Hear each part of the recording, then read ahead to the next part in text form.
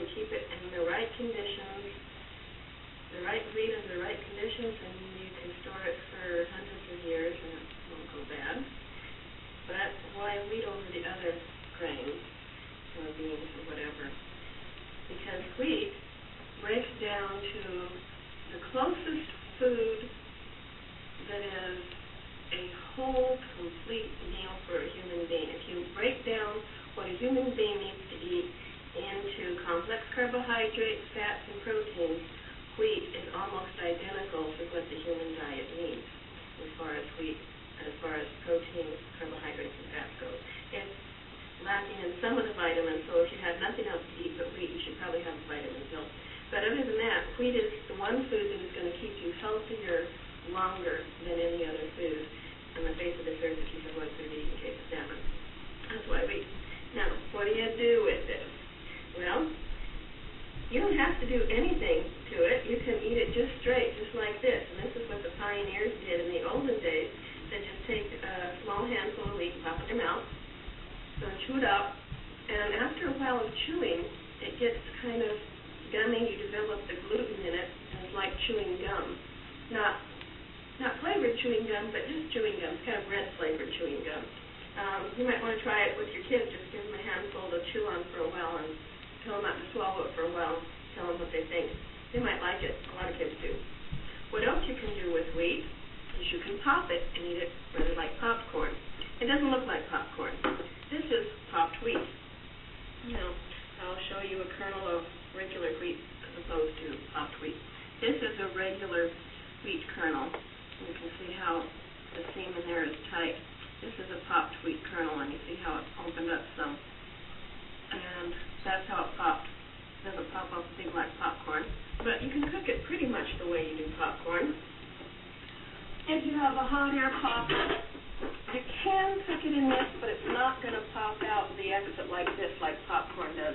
You just have to watch it in there, and when it's finished popping, you just dump it out. It's more fun to watch it pop. So, I'm going to put some on the stove here. Let me get a boil.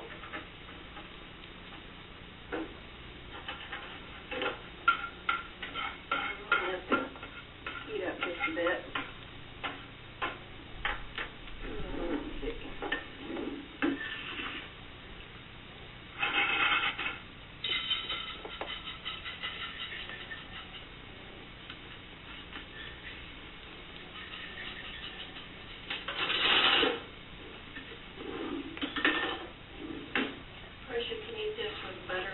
Whatever seasonings you put on popcorn.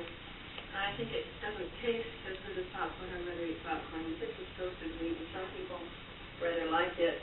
You can put toasted wheat in goodies like you would put nuts in, and it's kind of a nutty flavor. Kind of similar texture to some nuts. Kind of like a parched corn or corn nuts, I think. It's probably more popcorn. And they should start popping pretty soon. There we go. There's one. It doesn't take all that long for it to start popping.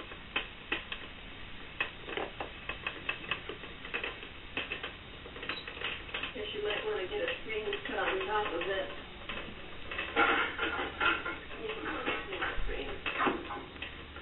Anyway, you get the idea.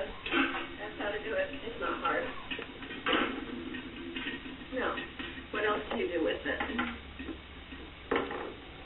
Well, the easy answer is you grind it up into flour, and virtually any baked good, anything you can make with flour, you can make with whole wheat. A lot of people are scared by whole wheat because they think it's very heavy and unappealing. Well, there's one reason why it has been traditionally much heavier than regular white flour is because people didn't sift it. Because back in the old days, when they ground up whole wheat, there's a lot of the bran and stuff that would get caught in the sifters, and it wasn't really siftable.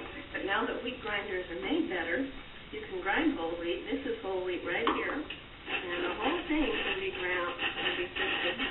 There's nothing left in there, nothing left to clog it up. The whole thing is all sifted into nice white flour, and if you sift this, it's going to be more similar to cooking with white flour. Let me mess with my kitchen. I will go on to another project.